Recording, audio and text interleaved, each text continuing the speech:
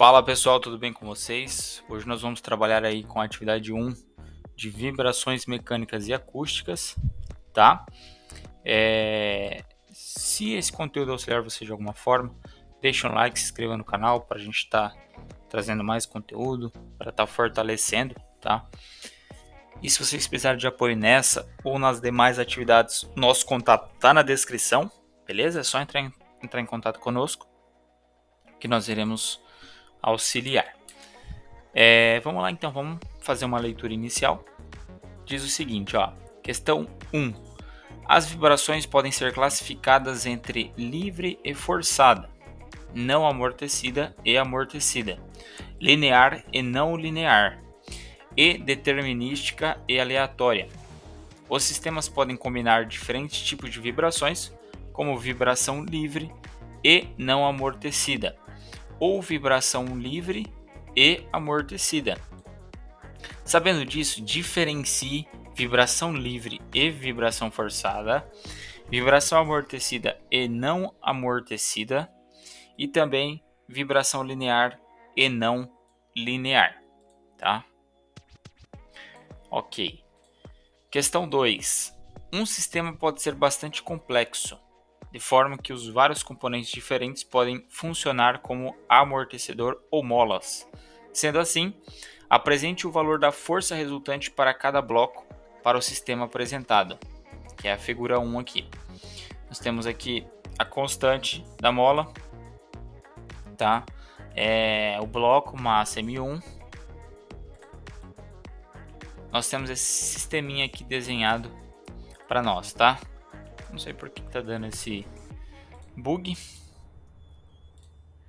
Aí beleza. Ele trouxe esse esquema aqui para nós analisarmos e calcular a força resultante. Nós vamos entender certinho como funciona através da nossa equação principal ali que a gente vai trazer aqui para estar trabalhando. Bem simples, tá? Considere a bicicleta da figura 2 e apresente uma simplificação do sistema de molas e amortecedores similar ao apresentado na figura 1. Ok.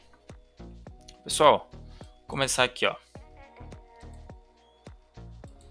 Vamos comentar um pouquinho do que seria cada tipo de vibração das que a gente deu na questão 1. Ele pede para diferenciar aqui, ó, vibração livre e vibração forçada, vibração amortecida e não amortecida, e também vibração linear e não linear.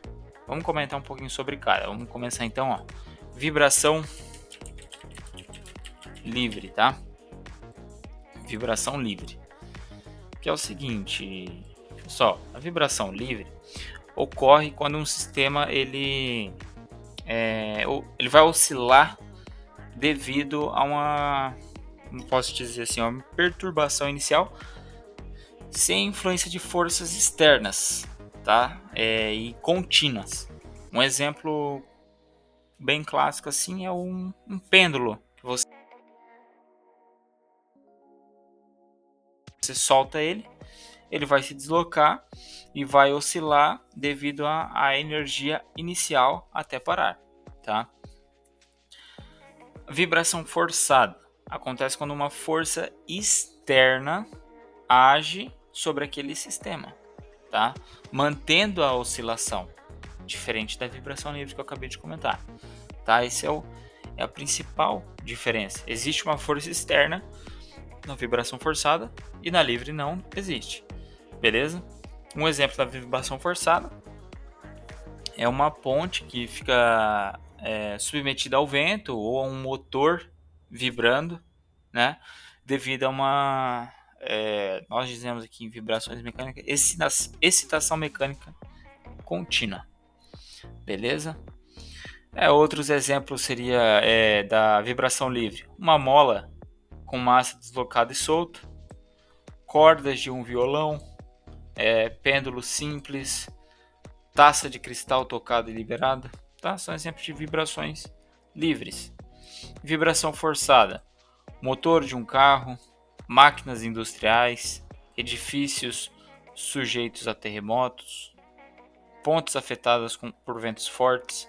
Então são vibrações forçadas. Beleza? Então explicamos um pouquinho do que é vibração livre e do que é vibração forçada. E agora, pessoal, nós temos aqui, ó, vibração amortecida e não amortecida, tá? Ó, amortecida.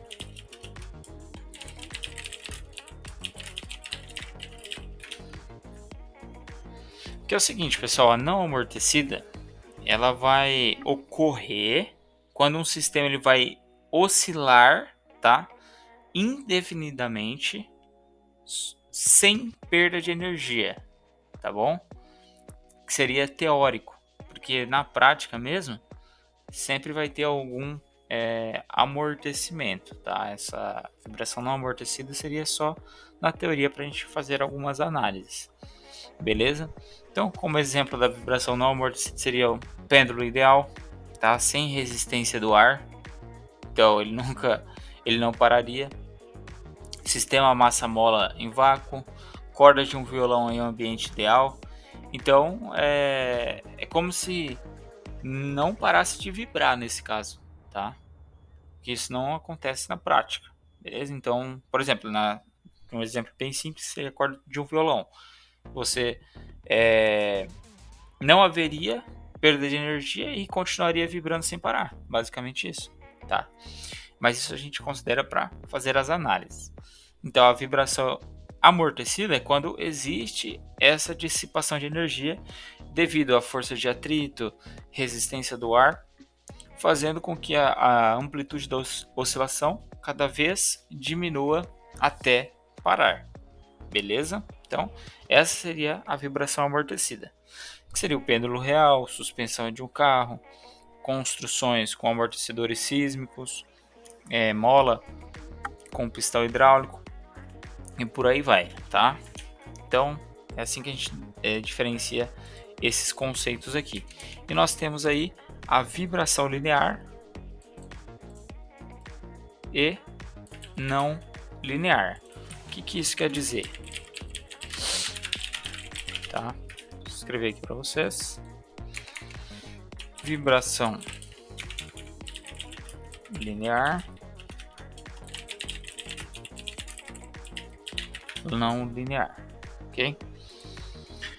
A linear, pessoal, vai ocorrer quando a relação entre a força aplicada e o deslocamento segue em linha reta, tá? Obedecendo a um princípio que a gente vai entender melhor depois da superposição.